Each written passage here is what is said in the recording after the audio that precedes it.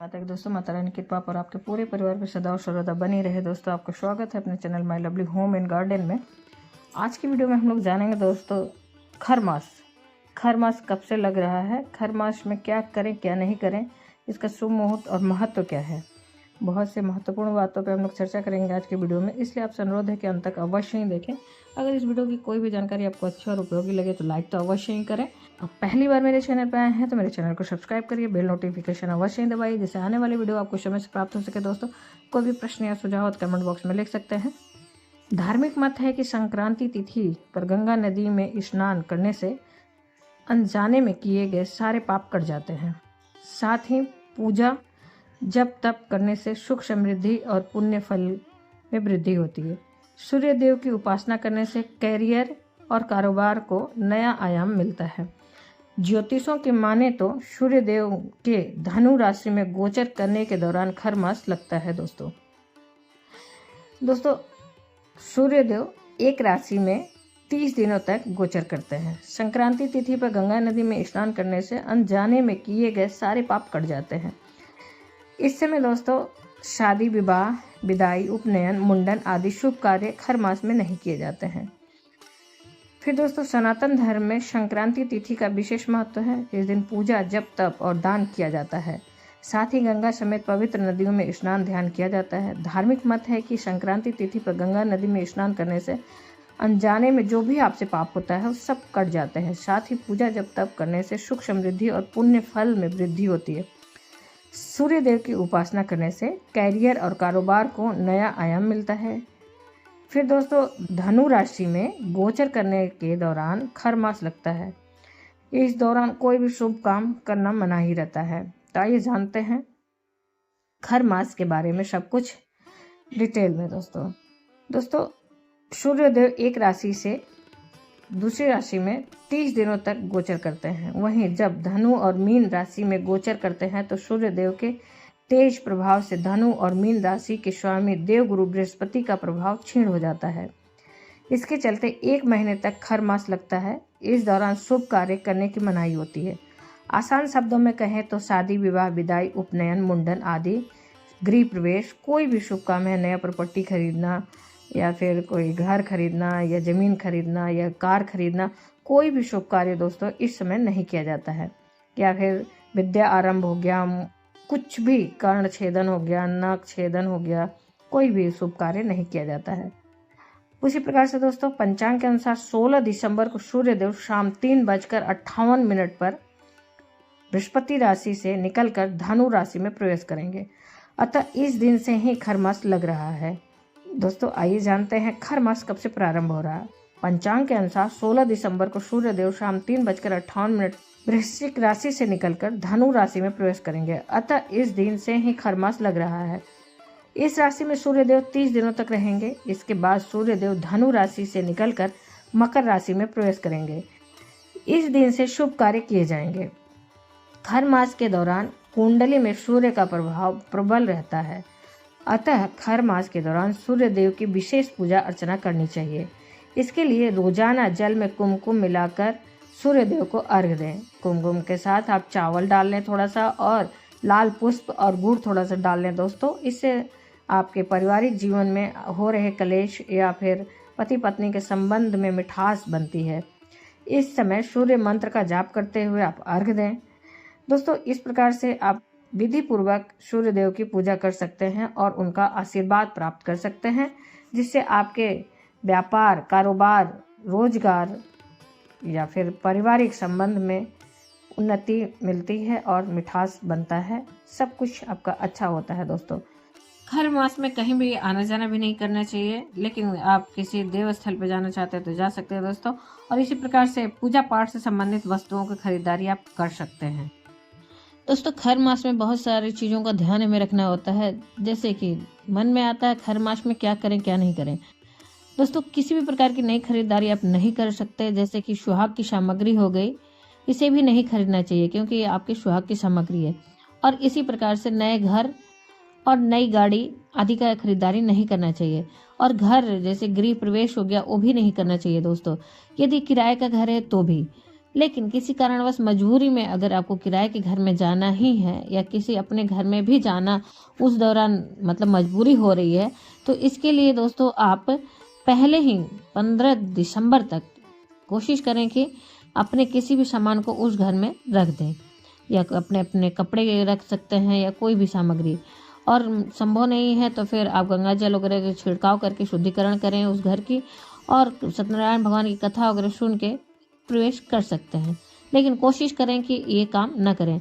इसी प्रकार से अगर आप पहली बार मायके जा रही हैं या आ रही हैं तो भी ये न करें, इसके लिए भी मनाही रहती है। ये भी बहुत ही शुभ काम होता है क्योंकि सुहाग से जुड़ा होता है, इसलिए इसकी भी मनाही होती है खर मास में। बहुत सारी जगहों पर ऐसी परंपरा है कि खर मास में नए कपड़े वस्त्र वगैरह भी नहीं खरीदारी की जाती है। यदि आपके घर में ये परंपरा होगी तो दोस्तों इसे अवश्य ही पालन करिए, अवश्य ही मानिए। यदि आप खरीद भी ले रहे हैं तो उस समय पहना नहीं जाता है, नए वस्त्र लोग नहीं निकालते हैं। 1 महीना कोई बड़ी लंबे जो कहा जाए कि बहुत बड़ा लंबा समय नहीं होता दोस्तों, तो इस दौरान आप 1 महीने का इंतजार करके फिर से आप नए वस्त्र वगैरह लिए हैं तो धारण कर सकते हैं दोस्तों। इसी प्रकार से मुंडन हो गया, कर्ण छेदन, नाक छेदन हो गया, ये सब भी नहीं किया जाता है दोस्तों। सगाई हो गई, विवाह हो गया, ये सब भी नहीं किया जाता क्योंकि इस समय सूर्य देव का और गुरु बृहस्पति का तेज क्षीण रहता है दोस्तों। गुरु में बृहस्पति देव और सूर्य देव का तेज क्षीण रहता है, तो इनकी तेज को बढ़ाने के लिए इस दौरान बहुत ही मतलब ज़्यादा इनकी पूजा करने की आवश्यकता होती है दोस्तों। यदि आप जल देते हैं प्रतिदिन तो कोई बात नहीं, यदि जल नहीं देते, अर्घ नहीं देते हैं सूर्यदेव को, तो कोशिश करें कि इस दौरान अर्घ अवश्य दें। इससे आपको भी लाभ मिलेगा और सूर्य भगवान के तेज और शक्ति में भी वृद्धि होती है उनकी उपासना करने से। इसी प्रकार से विष्णु भगवान की भी इस समय विशेष पूजा की जाती है। श्री हरि विष्णु के किसी भी रूप की विशेष सेवा और अर्चना की जाती है उनके तेज को बढ़ाने के लिए, वृद्धि करने के लिए दोस्तों।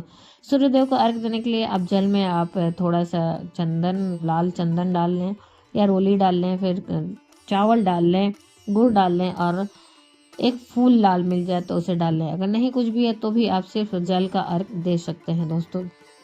ऐसा अवश्य करें, इससे आपको तो लाभ होगा ही होगा, साथ में सूर्य भगवान को भी उनके तेज को बढ़ाने में लाभ मिलेगा दोस्तों। आप जानते हैं खर मास से जुड़ी हुई पौराणिक कथा क्या है?